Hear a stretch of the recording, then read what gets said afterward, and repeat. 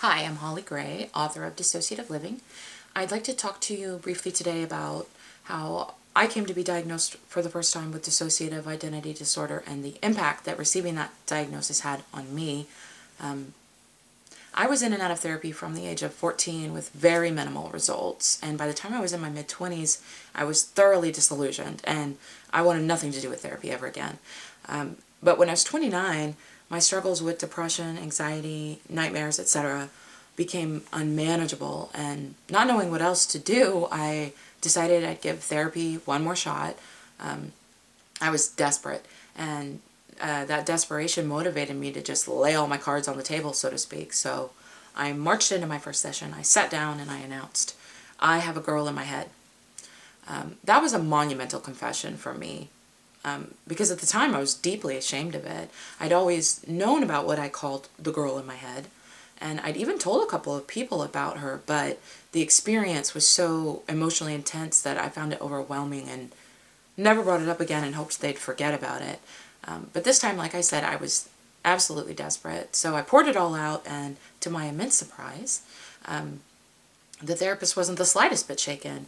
She very calmly and coolly explained to me the basics of dissociation, and armed with that information and comforted by her unflappable demeanor, I decided I might just get something out of therapy after all, and so I went back, and about 8 months later, she told me that she diagnosed me with dissociative identity disorder.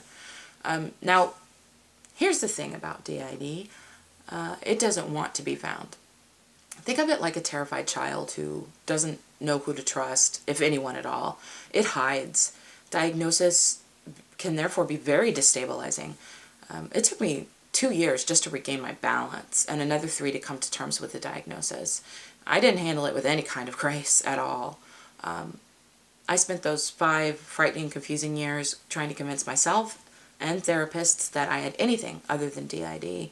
I found it immensely difficult to talk about at all with anyone.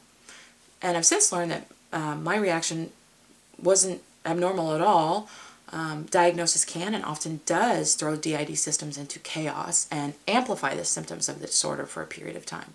So I'd like to reassure you, particularly if you're someone who's been recently diagnosed with DID, that within the context of dissociative identity disorder, it's entirely normal to feel completely destabilized, to be terribly frightened, to be desperate for community, but too scared to reach out.